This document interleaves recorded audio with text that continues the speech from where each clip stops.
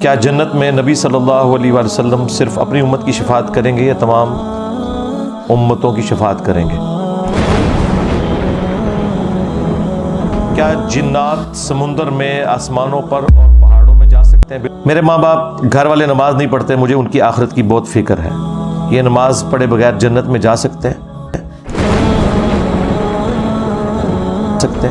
میت کے نام کا صدقہ کرنا کیسا ہے؟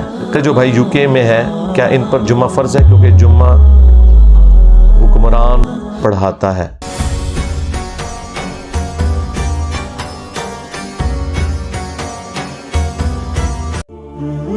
اس جنت کی بجائے میدان محشر لکھنا چاہیے تھا۔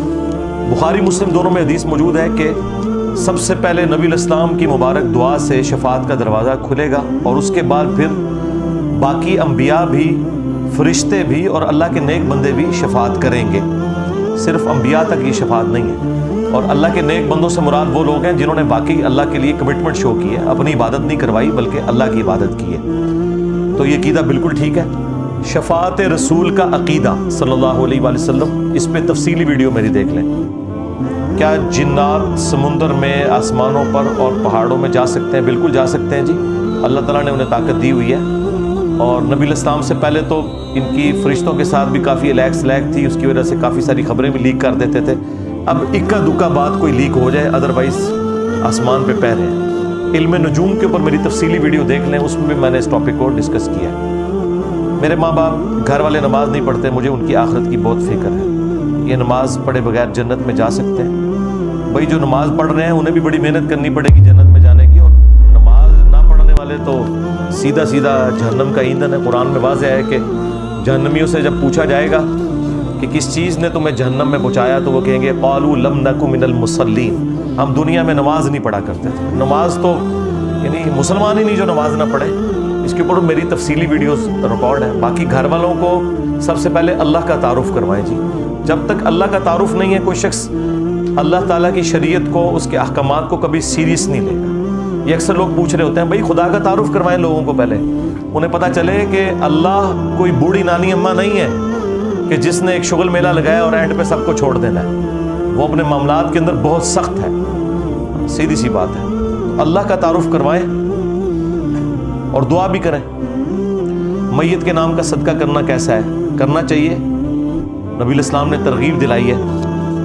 قرآن میں تو واضح ہے کہ ربنا اغفر لنا ولاخواننا الذین سبقونا بالایمان، اہل ایمان کی نشانی ہے کہ وہ اپنے سے پہلے فوت شدہ لوگوں کے لیے دعائے مغفرت کرتے ہیں۔ اور مسلم شریف میں حدیث موجود ہے کہ میت کو 3 اعمال کا ثواب مرنے کے بعد بھی ملتا ہے۔ صدقہ جاریہ، جو نیکی کا کام اس نے کیا، دوسری چیز علم کی بات، جو کوئی اس نے علمی خدمت کی، اس کی وفات کے بعد بھی اسے اجر ملے گا، اور تیسرا نیک اولاد جو اس کے لیے دعا کرتی ہے۔ نیک اولاد کے ہر عمل کا ثواب بھی آٹومیٹکلی ماں باپ کو پہنچتا ہے۔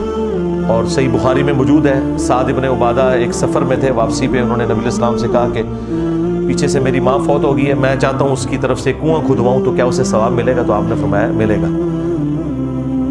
ہمارے جو بھائی یو کے میں ہے، کیا ان پر جمعہ فرض ہے؟ کیونکہ جمعہ تو ملک کا حکمران پڑھاتا ہے۔ ملک کا حکمران ہر جگہ تو نہیں پڑھاتا، اس کے نامزد کردہ لوگ پڑھاتے ہیں نا۔ باقی یو کے اندر بھی جمعے ہو رہے ہیں جی، جمعہ پڑھنا ہوگا آپ نے۔ یہ تو فقہ حنفی والوں نے ایک جعلی مسئلہ بنایا ہوا ہے، اس کا اس سے کوئی تعلق نہیں ہے کہ اگر کوئی دارالسلام نہیں ہے تو وہاں پہ جمعہ نہیں ہوگا۔ دارالکفر میں بھی جمعہ ہوتا ہے۔ جمعہ تو مسلمانوں کی ایک ویکلی گیدرنگ ہے جو انہوں نے کرنی ہی کرنی ہے، جس کے اندر مسلمان پولیٹیکل اعتبار سے ایک پیج کے اوپر آئیں گے، یہ انہوں نے کرنی ہے۔ اور جو مسلمان ملک ہیں وہاں کون سا سنت کے مطابق جمعہ ہو رہا ہے؟ وہاں بھی تو حکمرانوں کو پڑھانا چاہیے، یعنی یہ شہر کے ڈی سی کا کام ہے کہ وہ جمعہ پڑھائے۔ اور ہمارے تو کئی ڈی سی ہیں جن کو اپنی نماز پڑھنی نہیں آتی، انہوں نے جمعہ آپ کو کہاں سے پڑھانا ہے؟ تو جن کو آپ مسلمان ملک سمجھ رہے ہیں وہاں بھی جمعے پھر وہ والے کو نہیں ہو رہے ہیں جو آپ چاہ رہے ہیں۔ مولوی پڑھا رہے ہیں نا جمعے۔